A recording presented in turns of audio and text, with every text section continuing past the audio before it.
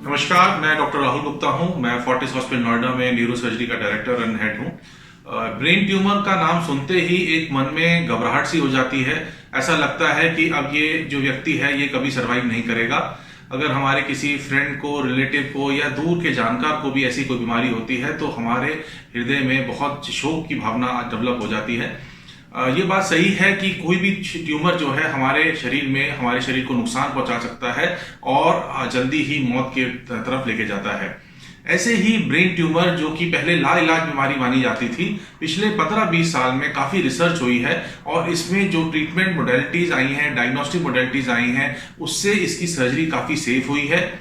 इसके लक्षण जल्द ही पहचानना बहुत जरूरी है और जल्द से जल्द अपने डॉक्टर के पास जाके इन्वेस्टिगेशन कराना जरूरी है, क्योंकि लेट स्टेजेस में इसका इलाज बहुत मुश्किल हो जाता है।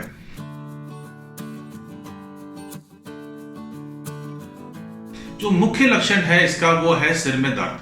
अगर हमें लगातार सिर में दर्द रहता है, अर्ली मॉर्निंग में ज्यादा होता है, सिर दर्द के साथ उल्टी जैसा महसूस होता है, आती है उल्टी, या हमारे को आंखों में दिखने में परेशानी हो, सुनने में परेशानी हो, या दौरा पड़ता हो, सिर दर्द के साथ दौरा पड़ना जो है वो एक मुख्य लक्षण है ब्रेन ट्यूमर का। इसके अलावा शरीर के हिस्से कमजोर होना, अधरंग होना या पेशाब लैट्रिन का भी जो है खराब हो जाना, हमें पता नहीं चलना, उनका महसूस नहीं होना, वो भी एक ब्रेन ट्यूमर के लक्षण हो सकते हैं। कई ब्रेन ट्यूमर हमारे हार्मोन से रिलेटेड हो सकते हैं, जैसे कि खासकर पिट्यूटरी ट्यूमर जो है उसमें एक्रोमेगैली हो सकती है, यानी शरीर बहुत बड़ा हो सकता है, या थायराइड की प्रॉब्लम हो सकती है, या कॉर्टिसोल यानी जो स्टेरॉइड्स है बॉडी के अंदर, उनकी प्रॉब्लम हो सकती है। तो ये सारे लक्षण जो है ब्रेन ट्यूमर से संबंध रखते हैं। इनके लिए एमआरआई का टेस्ट कराना जरूरी है और उसी से हमें क्लियरली पता चलता है कि ब्रेन ट्यूमर है कि नहीं है।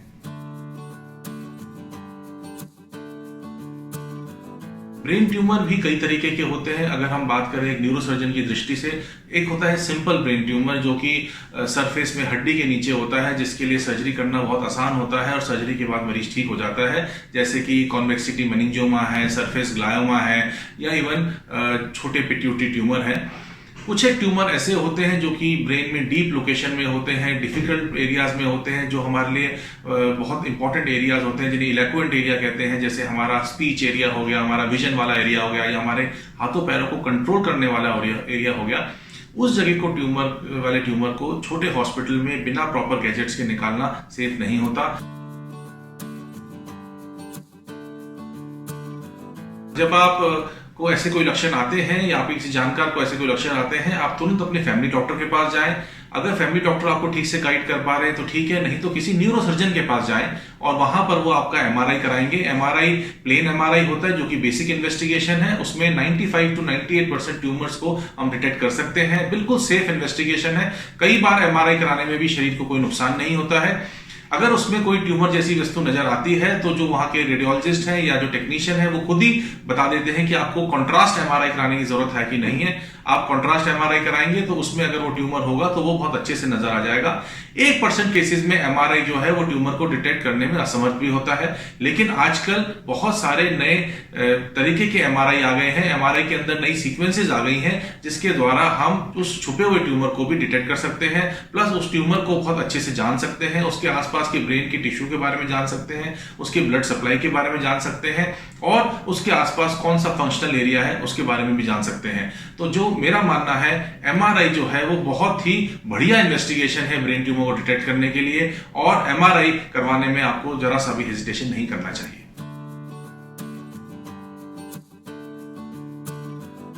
एमआरआई के अलावा सीटी स्कैन है, एक्सरे है, अल्ट्रासाउंड है, पेट स्कैन है, बहुत सारे ऐसी मोडेलिटीज हैं, स्पेक्ट स्कैन है, ऐसी मोडेलिटीज हैं जो कि ब्रेन के लीजन्स को डिटेक्ट करने में हेल्प करती हैं। एमआरआई उनमें सबसे अच्छा है। इसके साथ इन सपोर्टिंग इन्वेस्टिगेशंस को कराने से भी हम लोगों को फायदा मिलता है।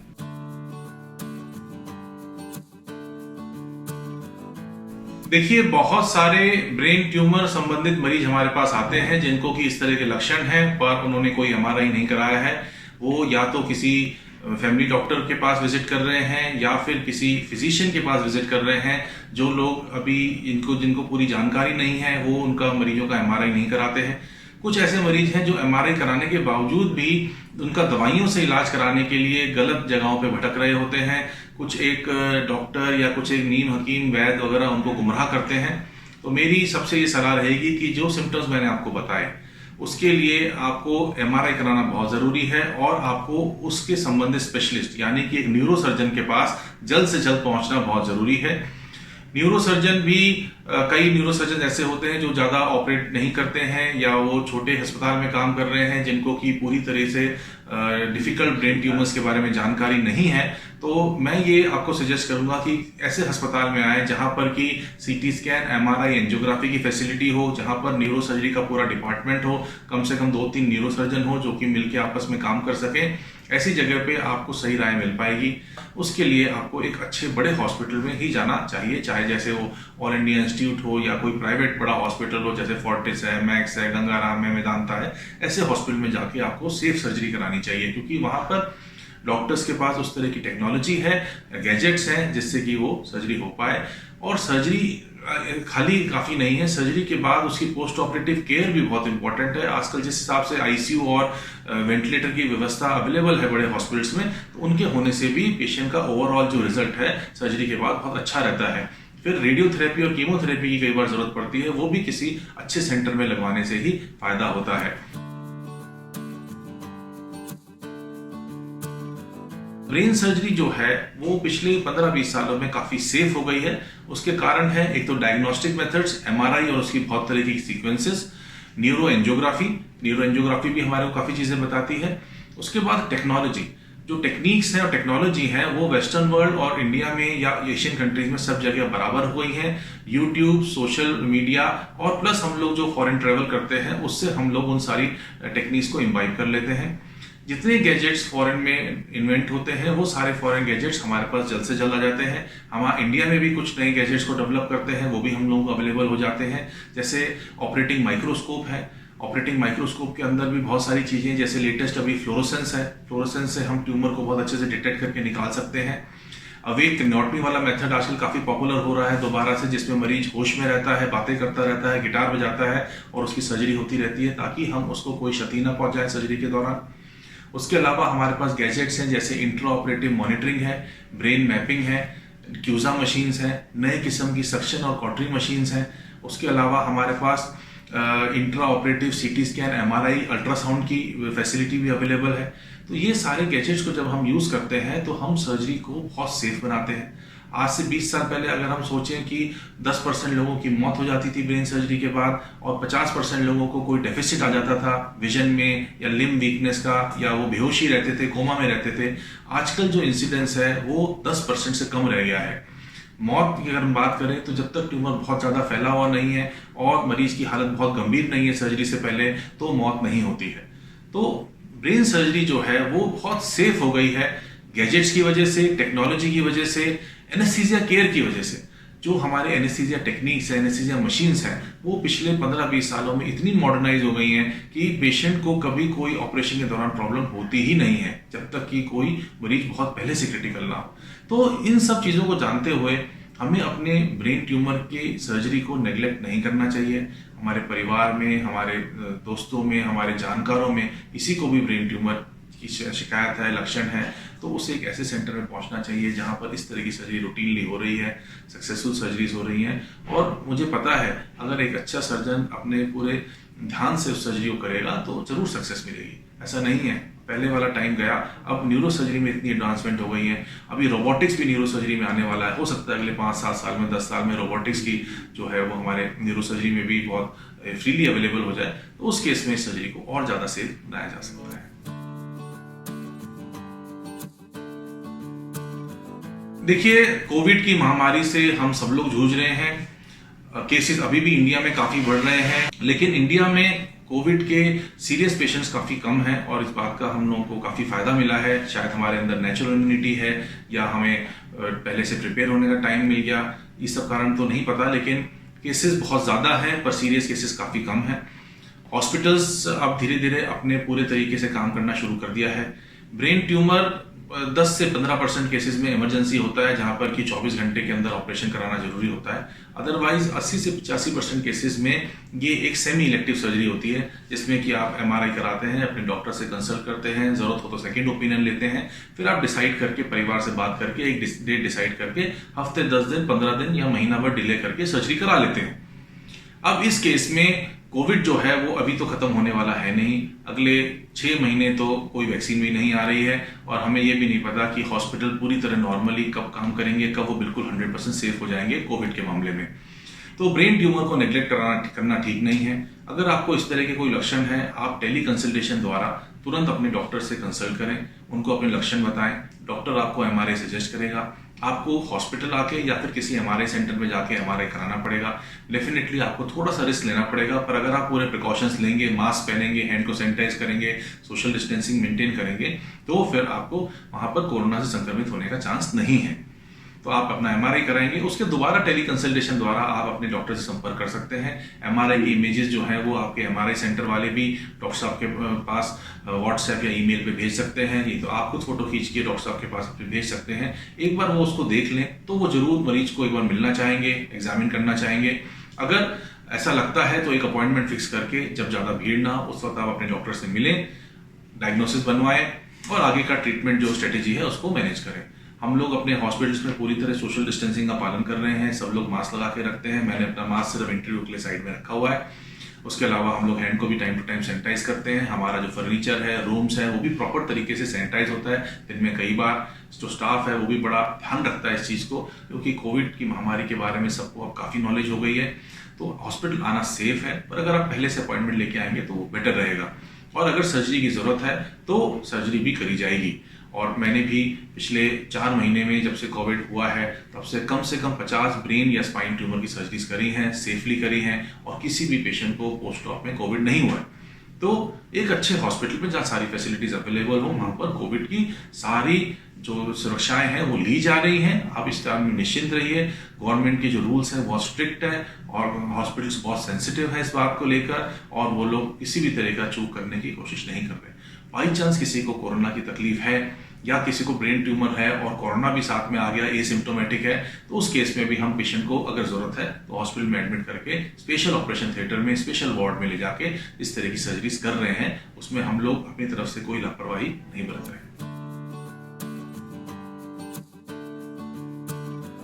जैसे कि अगर ब्रेन ट्यूमर का डिटेक्शन हो गया है किसी मरीज को, उसने अपने डॉक्टर से टाइम ले लिया है, तो डॉक्टर उसको कुछ दवाइयां प्रिस्क्राइब करेगा। दवाइयां लेने में कोई आनाकानी ना करें, कोई गड़बड़ी ना करें। खासकर उसमें जो दवाइयां होती हैं वो 2-3 तरीके की होती हैं, जैसे कि सिरदर्द की, जैसे कि स्टेरॉइड्स, जैसे कि दौरे की दवाई। तो किसी भी दवाई को आपको टाइम पे लेना है और उसमें गड़बड़ नहीं करनी है। दूसरा, अगर आपको सर्जरी के लिए टाइम दिया है अगले दिन का या सुबह का, तो आपको अच्छे से स्नान करना है साबुन से, क्योंकि हो सकता है ऑपरेशन के बाद 3-4 दिन तक आपको नहाने का, स्नान करने का मौका ना मिले। जितनी ज़्यादा बॉडी में सफाई रहेगी, चमड़ी में और बालों में सफाई रहेगी, उतना ही आपको ऑपरेशन के बाद इन्फेक्शन होने का रिस्क कम हो जाएगा। उसके अलावा जैसा जो आपको टाइम डॉक्टर देते हैं, चाहे सेम डे बुलाते हैं चाहे एक दिन पहले बुलाते हैं, उस टाइम पे आपको पहुंचना है। डॉक्टर आपको हो सकता है री एग्जामिन करें, अगर न्यूरो नेविगेशन का इस्तेमाल करना है तो हो सकता है आपका दोबारा सीटी स्कैन या एमआरआई कराए। उसके बाद आपका ऑपरेशन होगा। ऑपरेशन में कुछ जगहों पे, कुछ तरीके के ऑपरेशन पे पूरे बाल निकाले जाते हैं, नहीं तो आजकल जहां पर इंसिजन लगता है वहीं पर एक कट लगता है, वहीं पर थोड़े से बाल निकाले जाते हैं, सारे बाल नहीं हटाए जाते, ताकि ऑपरेशन के बाद ऐसा महसूस ना हो कि कोई मेजर ऑपरेशन हुआ है। डेफिनेटली जो सर्जरी के पहले के जो सिम्टम्स हैं वो माइल्ड हो सकते हैं, पर सर्जरी के बाद, ब्रेन ट्यूमर सर्जरी के बाद रिकवर करने में 15-20 दिन कम से कम लगते हैं। उस टाइम पे जरूरी नहीं है कि आपको कोई डेफिसिट्स हो, पर ये सलाह दी जाती है कि आप अपने घर में रहें, ज़्यादा लोगों से इंटरेक्ट ना करें, ज़्यादा बाहर ना जाएं, अकेले ना रहें, और अपनी दवाइयाँ नियमित रूप से लें। ये सारे अगर आप प्रिकॉशंस लेंगे तो जो सर्जरी आपकी सेफ होनी है वो और ज़्यादा सेफ हो जाएगी, और कोई भी कॉम्प्लिकेशन होने के चांसेस खत्म हो जाएंगे। जैसे ब्रेन सर्जरी होती है तो यूजुअली अस्पताल के अंदर 4 से 5 दिन रखा जाता है। अगर आप चलते हुए आए हैं और आपकी ब्रेन सर्जरी हुई है तो 95 to 98% चांस है कि आप चलते हुए ही जाएंगे, और उस केस में आपको 10वें या 12वें दिन टाँके निकलवाने के लिए आना पड़ता है। कुछ पेशेंट्स ऐसे होते हैं जो कि स्ट्रेचर पे आते हैं, जो कि शायद पूरी तरह कॉन्शियस नहीं होते या उनको अधरंग लगा होता है, तो उस केस में डिस्चार्ज के टाइम पे भी उनकी वही स्थिति होती है, तो उनको स्ट्रेचर पे ही वापस जाना पड़ता है या एम्बुलेंस में जाना पड़ता है। स्टिच निकलवाने के लिए 10वें 12वें दिन हर एक मरीज को आना चाहिए, लेकिन अगर मरीज आने में असमर्थ है तो अपने लोकल डॉक्टर से घर के पास वहाँ भी स्टिच निकलवा सकते हैं, या फिर किसी कंपाउंडर या किसी MBBS डॉक्टर को बुला के अपने घर में स्टिच रिमूवल करवा सकते हैं। पर दौरान हर बार ऐसे में अपने मेन डॉक्टर के साथ टेली कंसल्टेशन से वार्तालाप करने से आपको फायदा रहेगा। अगर उसमें कोई भी ऊंच नीच होगी तो वो आपको गाइड कर सकेंगे। जैसा मैंने आपको बताया, दवाई लेना बहुत ज़रूरी है, तो दवाई में कोई भी चेंज अपनी मर्जी से नहीं करना है, अपने डॉक्टर से सलाह जरूर करनी है। तो उस केस में आपको अपने पर्सनल डॉक्टर, फैमिली डॉक्टर की भी बात नहीं माननी। जो ऑपरेटिंग डॉक्टर है वही आपको सही सलाह ऐसे वक्त में दे पाएगा। तो जो पेशेंट चलते हुए आते हैं उनके वापस चलते हुए जाने के चांसेस 98% हैं। उनको बहुत ज़्यादा एहतियात बरतने की ज़रूरत नहीं है। हाँ, डेफिनेटली घर में ही रहें, शुरू के 15-20 दिन अपने नॉर्मल रूटीन को अभी रिज्यूम ना करें। 15-20 दिन बाद थोड़ा बहुत पढ़ाई का काम, अखबार पढ़ना, किचन में जाना, अपने आप से खाना खाना, इस तरह की चीज़ें शुरू कर सकते हैं। मैं एडवाइस करूंगा शुरू के 15-20 दिन अकेले भी ना रहें, कोई ना कोई हमेशा आपके साथ रहे। इवन टॉयलेट में जाए तो चिटकिनी ना लगाए, क्योंकि ऐसे टाइम में अगर कोई वीकनेस है तो आप गिर सकते हैं, दौरा पड़ सकता है। ये सब रिस्क रहते हैं, चाहे बहुत कम है, लेकिन अगर 1% भी है तो उनकी एहतियात बरतना जरूरी है। ड्राइविंग करना, स्विमिंग करना, ये सब भी ऑपरेशन के बाद 1-1.5 महीने तक कम से कम ना करें, ये आपके बेहतरी के लिए है। इसके अलावा जो पेशेंट अनकॉन्शियस है उनकी तो केयर उनके केयर टेकर करेंगे, बहुत अच्छे से करेंगे। उनको खाना भी वही खिलाएंगे, उनके यूरिन का, स्टूल्स का, वो सब भी ख्याल रखेंगे। उनको रेगुलर फिजियोथेरेपी भी करानी पड़ेगी। कई पेशेंट्स ऐसे होते हैं जिनके की गले में छेद होता है, ट्रिक्योस्टमी भी करी जाती है, क्योंकि उनका ट्यूमर बड़ा होता है या वो अनकॉन्शियस होते हैं ऑपरेशन से पहले या बाद में। तो उस केस में उनकी ट्रिक्योस्टमी की केयर के लिए एक नर्स को भी रखना पड़ता है जो कि पूरी तरह केयर करती है। और इन पेशेंट्स में फिजियोथेरेपी का भी बहुत इंपॉर्टेंट रोल है। जो केयर टेकर है उनको मेनली पेशेंट की न्यूट्रिशन का ध्यान रखना है, क्योंकि ब्रेन सर्जरी के बाद जो है वो कैटाबॉलिक स्टेट होता है, प्रोटीन की कमी हो जाती है। तो अगर हम अच्छे से प्रोटीन खाएंगे तो हमारी रिकवरी ज़्यादा फास्ट होगी।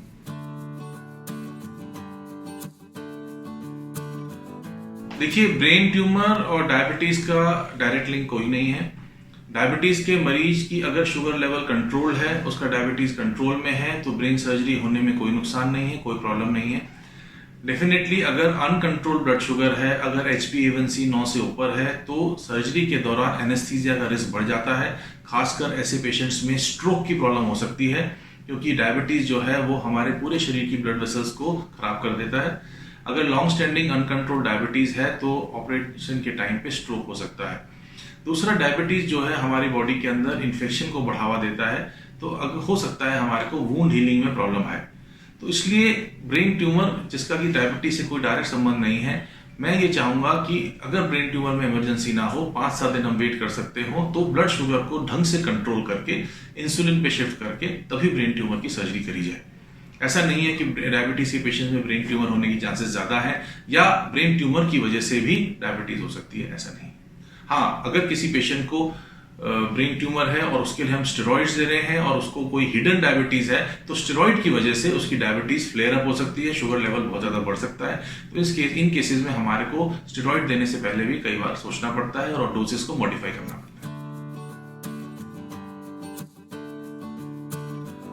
मैं ये कहना चाहता हूं कि मैं ये नहीं चाहता कि आपके किसी जानकार को, किसी रिश्तेदार को या कोई भी दूर का दराज का जानकार है उसको ब्रेन ट्यूमर की शिकायत हो। पर अगर किसी को ब्रेन ट्यूमर नाम की बीमारी की शिकायत है, आपको महसूस होता है, पता चलता है, तो कृपया घबराएं नहीं।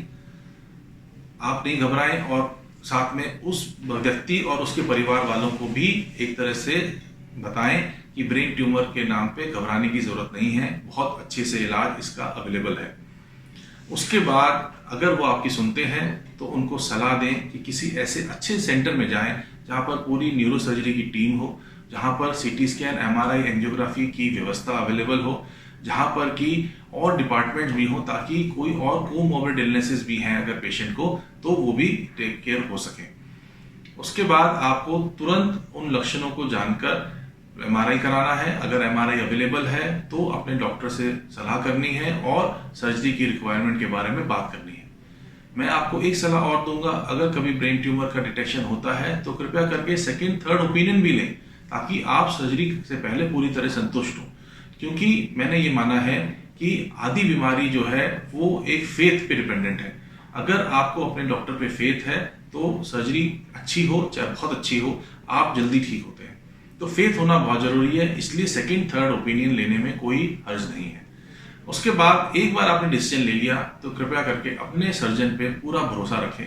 जैसे कि कोई आप गाड़ी में बैठते हैं और आपका ड्राइवर आपका नोन अननोन होता है, पर आप पूरी तरह विश्वास करते हैं, आप सो भी जाते हैं, इसी तरह आपको एक बार आपने डिसीजन ले लिया कि आपको इस डॉक्टर से सर्जरी करानी है, इस न्यूरोसर्जन से सर्जरी करानी है, तो प्लीज उस पर पूरा विश्वास रखें, पूरा फेथ रखें। टाइम टू टाइम उससे बात करें, क्वेश्चंस पूछें, लेकिन अगर फेथ नहीं होगा तो आपकी सर्जरी कामयाब नहीं होगी।